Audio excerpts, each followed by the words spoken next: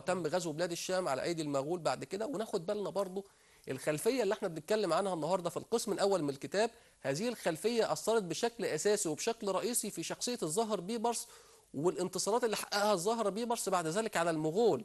لان هذا الرجل هو فاهم التكتيكات العسكريه بتاع هو من بني جنسهم، هو اصلا نشأ في هذه البيئه اللي منها المغول، هو فاهم التكتيكات العسكريه. وده اللي بعد كده اتضح اصلا واللي بينه المؤرخ الالماني في هذا الكتاب، ان وجدنا التاثير نفسه اللي حصل في الدوله المملوكيه نتيجه الوظائف نفسها اللي استخدمها الزهر بيبرس من الدوله المغوليه فيما بعد. وجدنا ترتيب الوظائف نفسها اللي موجوده داخل الدوله المملوكيه، وبدا يتاثر بالوظائف اللي كانت موجوده لا في كمان يعني مش عايزين نتفرع في الموضوع، لكن المثبت ان الدولة المغولية انقسمت إلى قسمين، كان في منهم قسم مسلم وكانوا بيتعاونوا مع المماليك وتبادلوا الخبرات وتبادلوا الرؤى العسكرية، وده كان أحد أسباب هجوم المغول على الدولة المملوكية في مصر والشام. خلينا ننتقل للفصل الثاني واللي تحدث، أو القسم الثاني واللي تحدث فيه عن وصول بيبرس وصعوده إلى السلطة في مصر وتحكمه في سلطة مصر. القسم الثاني ده شمل ما يقرب من 5 فصول. هذا القسم تناول فيه اصول بقى بيبرس البندقداري. الاسم نفسه بيتكلم بقى ان الاسماء اللي كانت موجوده في هذه الفتره او اللي تلقب بها المماليك او تسمى بها المماليك كانت عباره عن اسماء مركبه وتعتبر اسماء تركيه، وكان بيقصد بيها يعني بيبرس نفسه ده بيقصد بيه الامير الفهد. الامير الفهد.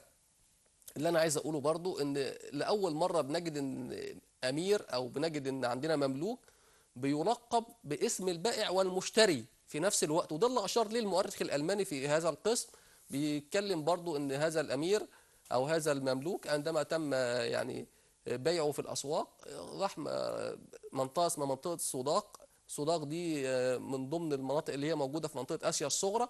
ثم بعد ذلك قدم الى حلب، ثم بعد ذلك الى بلاد الشام. اشتراه العماد الصائغ، ثم العماد الصائغ باعه بعد كده، حاول ان هو يبيعه للمنصور محمد، وده كان حاكم مدينة حما في بلاد الشام في هذه الفترة. ولكن هذا الملك يعني كان بيستأثر برأي والدته في شراء المماليك وكده. وخاصة ان الظاهر بيبرس يعني كان في عنده في صفاته الخلقية بعض الصفات اللي هي كانت بتشكل عائق امام بيع هذا المملوك. يعني احنا وجدنا في الصفات اللي ذكرها هذا المؤرخ الالماني، قال ان الظاهر بيبرس كان طويل القامه، جهوري الصوت، اسمر البشره، ازرق العينين، في احدى عينيه بياض، وده كان بيعتبر عيب. لذلك هو تم بيعه بمبلغ 800 درهم اللي هي كانت بتقابل حوالي 40 دينار في هذه الفتره. يعني تمن بخس يعني. تمن بخس جدا. في حين ان قلاوون اللي هو كان احد الامراء بعد كده في دوله الظاهر بيبرس تم بيعه بما يقرب من حوالي 1000 دينار. لذلك حتى سمي بعد ذلك بقلاوون الألفي نسبة للمبلغ اللي تم بيعه به في الأسواق في هذه الفترة. فهذا المؤرخ بيرصد بقى التسلسل اللي حصل والتطور اللي حصل في حياة الظاهر بيبرس، تدرجه في المناصب في القسم الثاني، والأرض نفسها اللي نقل منها إلى منطقة سيواس، ثم بلاد حلب، ثم بلاد الشام، وبيعه عن طريق العماد الصائغ، ثم بعد ذلك شراؤه عن طريق الأمير علاء الدين أيديكين البندقدار اللي اتنسب ليه فيما بعد. الامير علاء الدين ايديكين البندقدار ده كان يعني احد رجال الصالح نجم الدين ايوب. اشترى هذا الامير وبدا بعد ذلك يظهر بقى على او نجمه يبزغ على مسرح الاحداث في هذه الفتره. صحيح. بدا يثبت فروسيه، بدا يثبت مهاره. بعد ذلك الصالح نجم الدين ايوب بدا ان هو يعني يستقدم هذا الرجل، انا بتكلم على الظاهر بيبرس، الى مصر وعينه في وظيفه جمودار. جمودار اللي هو المسؤول عن اللباس السلطاني او لباس الملك، اللبس الخاص بالسلاطين في هذه الفتره. بعد ذلك الظاهر بيبرس يعني في حادثه مهمه جدا، ودي شكلت نقطه تطور كبير جدا في حياه الظاهر بيبرس. لما الصالح نجم الدين ايوب دخل في صراع مع ملوك الايوبيين في بلاد الشام، هذا الامير هو اللي فضل مع او هو اللي استمر مع الصالح نجم الدين ايوب، وما فرش زي القوات اللي فرت من حول الصالح نجم الدين ايوب.